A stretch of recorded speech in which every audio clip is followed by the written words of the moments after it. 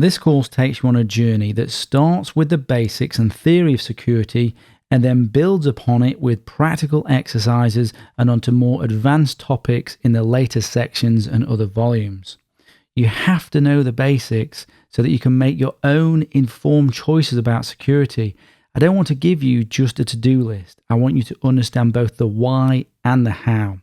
So we start with the theory and basics of security and then build on that later with practical exercises and onto more advanced topics. But before we start on the theory and basics, I want to give you a super easy, quick security win that you can set up right now. A small practical exercise before we dig into the theory. So you have an immediate security capability to detect malware and hackers that you can set up in about 10 minutes and you don't even have to install anything. This way, if you forget to do the rest of the course, at least you'll have got some security capability out of it. So here goes. Wouldn't it be cool if we could set up security tripwires to tell us if someone or something was poking around in our files, on our laptop, on our phone, tablet, in our email and on our online accounts, basically everywhere? Wouldn't it be good if we could have some tripwires that alerted us when somebody was doing things that we don't want them to do? Well, we can set those things up. So let me show you how to set these security tripwires using a service called Canary Tokens that I have made available just for you guys on this course so you can have some quick and easy security wins. So if you make your way to www.stationx.net/canarytokens/, you can follow along with what I'm doing and create your own tokens at the same time. So here we have our little canary friend and his token. We see a rather obvious red button here, and this is what we need to click on to take us to the domain that will provide us with the tokens. So here we are. This is a domain here that will rotate, so don't worry about what that is at the moment. So here we are. This is the main thing that you need to interact with, and I'm going to show you 5 different ways of setting up traps. These traps are also called tokens or canary tokens. And we're going to keep it simple at the early stages of this course.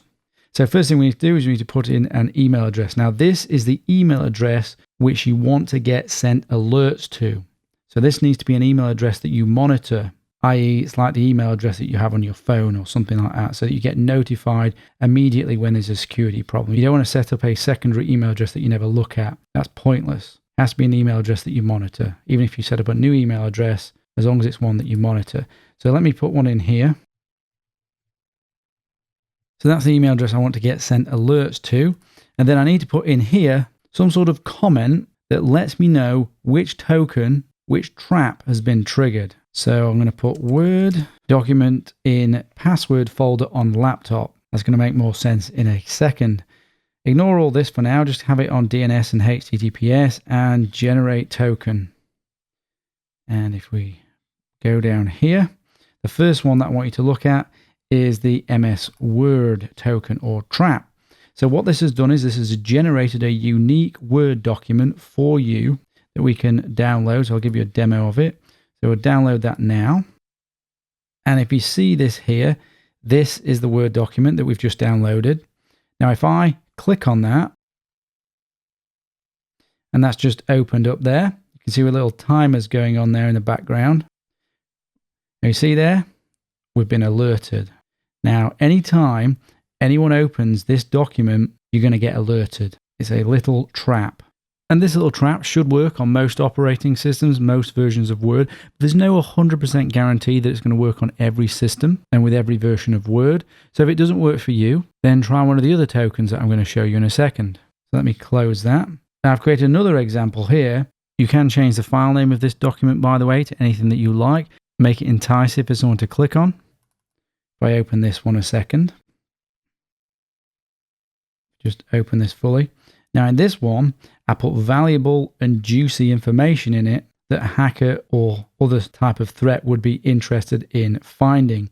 PayPal, usernames and passwords, stock trading information, social media accounts, etc., etc. Those are the sort of things that a threat is going to be searching for. If he's on your laptop, your device, your phone, within your email, he's going to be searching for keywords.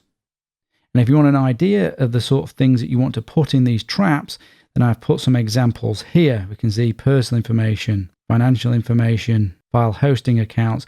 And if we go further down here, I provided an example file. I don't want you just to copy this, but you can use it as just an example of the sort of information. You can see social security numbers, credit card details. I've put them in the right sorts of formats, Bitcoin wallet IDs. You get the idea. So we can imagine now a hacker was snooping around in an area that we've specifically put aside just for the hacker to find. And we've put in that Word document and he's now clicked on it. And this is the alert we get. So we know he's snooping around.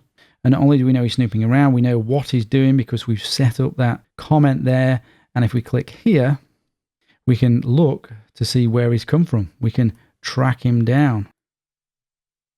And this provides further information on how he triggered the alert. But what is important is that you react to the alert.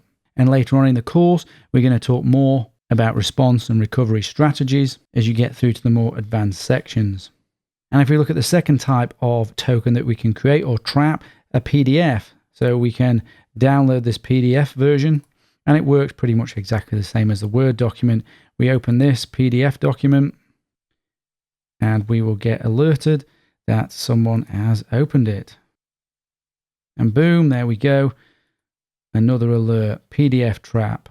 So I think you're getting the idea now. So you want to sprinkle as many of these tokens, these traps, throughout your laptop, your phone, your tablet, in your email, on your online accounts.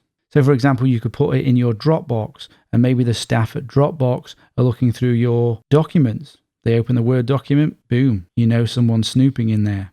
And as I say, they need to be interesting, enticing, and valuable. And you can get that sort of information from here. Now, let me show you another sneaky way of setting up a trap. Fake email of passwords number 1. Oh, by the way, if you put it on that one, you'll get more information in the alert about who the hacker was with this type of trap I'm about to set up now.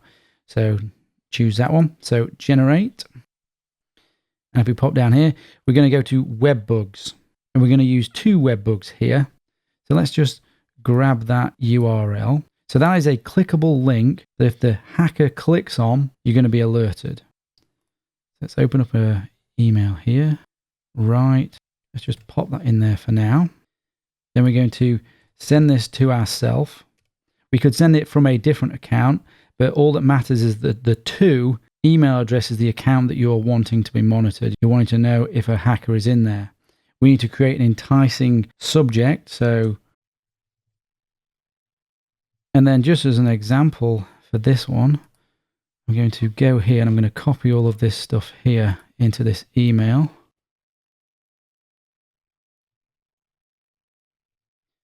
Obviously, you're going to put your own sort of information in here and things related to you. So you notice I've just taken that link there. Now I'm putting that link here. I can actually change this to anything that I want. After this, here, I can change this to whatever I want. So I can put login, if I want, .html. And see what I'm doing is I'm creating an enticement here by private file store, backup of everything, username and password. So if the person opens this email and then clicks on this link, it will trigger the alert. But we're going to do something even more tricky here because we want to definitely catch this hacker. So within Thunderbird, there is a feature by which you can insert a link to an image. Now, we don't want to attach an image. We want to insert a link to an image. So if we go on insert an image and we unclick this, so we don't want it to attach, we go on there and then we can put image.gif. And you see, we're already alerted. That's how quick this service is. And we do not want to use any alternative text. Add that there. And you'll see, you can't see that image because that is a 1x1 pixel invisible GIF. And let me show you how this works. So we're going to send that to ourselves. So there we go. That's our little trap there. Now we can choose to open it, leave it as an open email, or we can leave it as an unopened email. But no matter what, if someone's in our email and they're searching for whatever it is that they want to be searching for, maybe they're interested in PayPal accounts, well, there we go. That comes up. They're searching for bank information, credit card information. That's going to come up.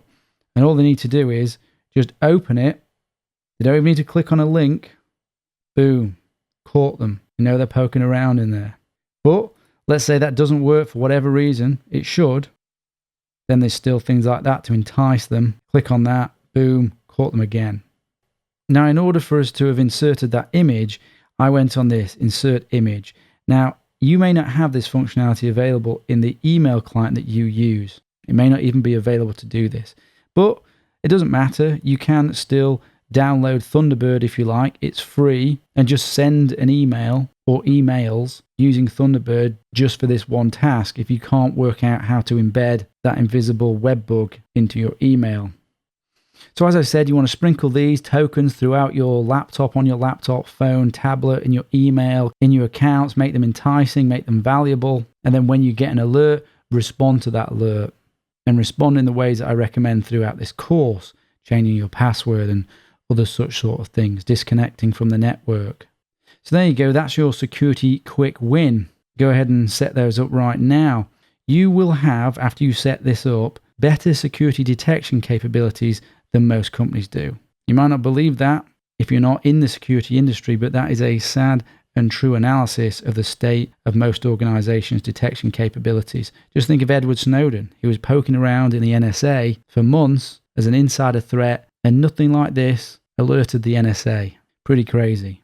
Later on in the course, we will discuss canary tokens at a more advanced level. When you get there, we'll understand more about how they work, and we'll understand about the importance of detection controls, which these are, versus preventative controls, which are used to stop the hacker getting in the first place. But preventative controls are very important. We use a defense in-depth approach, all of which we're going to go into. So hope that was fun.